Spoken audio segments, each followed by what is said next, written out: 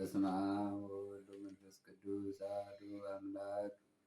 በስመ አብ ወወልድ ወመንፈስ ቅዱስ አሐዱ አምላክ። አመ ሰንዩ ለሰኔ በዛቲ ዕለት ኮነ ተረክቦተ ሥጋሁ ለቅዱስ ዮሐንስ መጥምቅ። አንድ አምላክ በሚሆን በአብ በወልድ በመንፈስ ቅዱስም ሰኔ 2 በዚች ቀን የመጥምቁ የቅዱስ ዮሐንስ ሥጋ የቀናተኛው ኤልያስ ደቀ መዝሙር ከሆነው ከነቢዩ ኤልሳዕ ሥጋ ጋር በአንድነት ተገኘ። ከሃዲው ንጉሥ ኡልያኖስ የጥጦስ ልጅ አስፋንያኖስ ካፈረሰው በኋላ በዘመኑ በኢየሩሳሌም የአይሁድ ምኩራባቸውን ሊሰራ በወደደ ጊዜ እርሱ በቅዱስ ወንጌል ድንጋይ በድንጋይ ላይ ተቀምጦ ሳይፈርስ በዚህ አይቀርም የተባለውን የእግዚአብሔርን ቃል ሊሽር ፈልጎ መስራት በጀመረ ጊዜ 3 ጊዜ ፈረሰበት። አይሁድም እንዲህ አሉት፣ የደጋግ ክርስቲያኖች አጽሞቻቸው በዚህ ቦታ ስለሚኖሩ ከዚህ ካላወጣቸውና ካላቃጠላቸው በዚህ ቦታ ምኩራብ አይሰራም። በዚያንም ጊዜ የቅዱሳንን አጽሞቻቸውን አውጥቶ በእሳት እንዲያቃጥሉ አዘዘው። ባፈለሱም ጊዜ የመጥምቁ ቅዱስ ዮሐንስን እና የነቢዩ የኤልሳዕን ሥጋቸውን አግኝተው በእሳት ሊያቃጥሉ ፈለጉ። ምዕመናንም መጥተው ለወታደሮቹ ብዙ ገንዘብ ሰጡ። ንጉሡም ሰምቶ እንዳያጠፏቸው በዚህ ሀገር እንዳያስቀሩ ካማሏቸው በኋላ የቅዱሳንን ሥጋ ወሰዱ። የኡልያኖስም ዜናው እንዲህ ሆነ። የጳጳሳት አለቆች የባስልዮስንና የጎርጎርዮስን ባሰራቸው ጊዜ እነርሱ በቅዱስ መርቆሬዎስ ስዕል ዘንድ እያለቀሱ ጸለዩ። የክብር ባለቤት የሆነ የጌታችን የከበረ ስሙን ሰድቧልና። ያን ጊዜ እግዚአብሔር ቅዱስ መርቆሬዎስን በአካለ ነፍስ ካለው ኡልያኖስም በጦር ወጋው።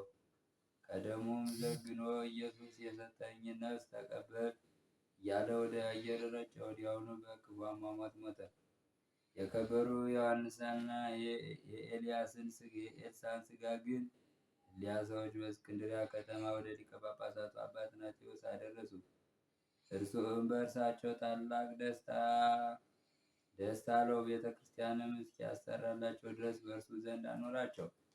በአንዲትም ዕለት በአባ ትናቴዎስ በአባቶቹ ቦታዎች ላይ ስለ ጸሐፊው ቴዎፍሎስም አብሮ ስለ እግዚአብሔር መልካም ዘመን ቢሰጠኝ ሥጋቸውን በውስጧ አኖር ዘንድ ለቅዱሳን መጥምቁ ዮሐንስና ለነቢዩ ኤልሳዕ በስማቸው በዚህ ቦታ ቤተ ክርስቲያን አሰራለሁ አለ።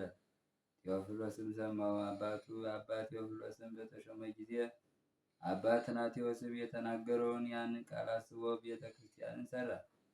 ከእርሱ ጋር ብዙዎች ካህናትንና የክርስቲያንን ወገኖች ይዞ የቅዱሳን የመጥምቁ ዮሐንስና የነቢዩ ኤልሳዕ ሥጋቸውን ወዳለበት ሄደ። በታላቅ ክብርም ተሸክመው አምጥተው ወደ ቤተ ክርስቲያን አስገቡ።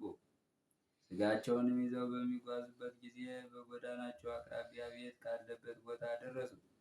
በውስጡም በምጥ ተይዛ 4 ቀናት እየጮኸች ለሞት የተቃረበች ሴት ነበረች። እርሷም አረማዊት ነበረች። በቅዱሳንም ሥጋ ዘንድ ካህናቱ የሚያመሰግኑትን ሰምታ በቤቱ መስኮት ተመለከተች። ይህ ምንድን ነው ብላ ጠየቀች።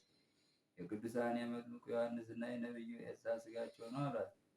እርሷም ከዚህ ስቃይ ከዳን ክርስቲያን ሆናለሁ አለች። ገና ቃሏ ከአፏ ሳይፈጸም ያን ጊዜ መልካም ሕፃን ወለደች። ስሙንም ዮሐንስ ብላ ጠራችው። ከዚያም በኋላ ከቤተሰቦቿ ሁሉ ጋር የክርስትና ጥምቀትን ተጠመቀች። የቅዱሳንም ሥጋቸውን በቤተ ክርስቲያን ውስጥ አኖሩት። ከእርሳቸውም ታላላቅ ድንቆችና ተአምራት ተገለጡ። በቅዳሴ ቤተ ክርስቲያኑም ጊዜ ከሊቀ ጳጳሳቱ አባ ቴዎፍሎስ ጋር ብዙ ሰዎች ቅዱሳን መጥምቁ ዮሐንስና ነቢዩ ኤልሳዕን ሲዞሩ አዩአቸው፣ በቀድሞ መልካቸው ያውቋቸዋልና። የመጥምቁ ዮሐንስ መልክ ሁለመናው ፀጉር ሲሆን ፂሙ በደረቱ ላይ ያወረደ ነበር። ኤልሳዕም ቁመቱ ረጅም፣ ራሱ በራ ነበር። ከዚህ በኋላ ኤጲስቆጶሱ አባ መቃርስ በሰማዕትነት በሞተ ጊዜ ሥጋውን ከቅዱሳን ዮሐንስና የኤልሳዕ ሥጋ ጋር አደረጉ። ለእግዚአብሔር ምስጋና ይሁን፣ እኛን በጸሎታቸው ይማረን ለዘላለሙ አሜን። ሰላም ለአስተርአዮቶሙ ነዮ ለሥጋ ዮሐንስ መጥምቅ ወለሥጋ ኤልሳ በይተሌልዮ አቅረበ ሎሙ አኮቴተ ወተጋንዮ ከመ ክህዱ አረማዊተ እመማመ ወዲዳተዮ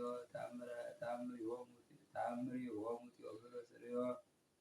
በዚህችም ዕለት የቄርሎስ የአክሊጢስና የኢትዮጵያ መነኮስ የቀውስጦስ መታሰቢያቸው ነው። እግዚአብሔር በጸሎታቸው ይማረን አሜን። በስመ አብ ወወልድ ወመንፈስ ቅዱስ አሐዱ አምላክ አመ ሠሉሱ ለሰኔ በዛቲ ዕለት አይረፈት ቅድስት ማርታ ተጋዳሊት። በዛቲ ዕለት አይረፈ ኤላርዮስ ሰማዕት ኤጲስቆጶስ።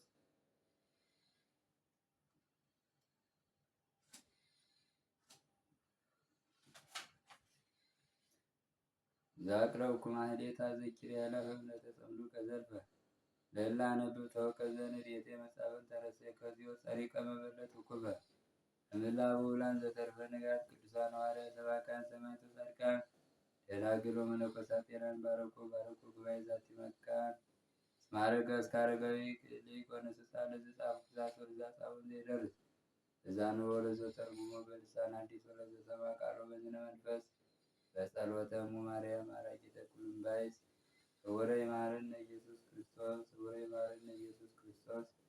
ከቅዱሳን በረከት ረድኤት ይክፈለን።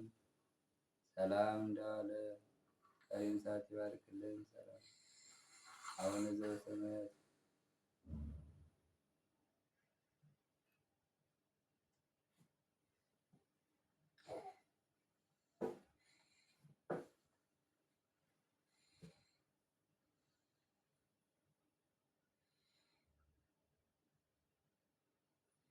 ኦ ኢየሱስ ክርስቶስ ስሬ ኃጢአት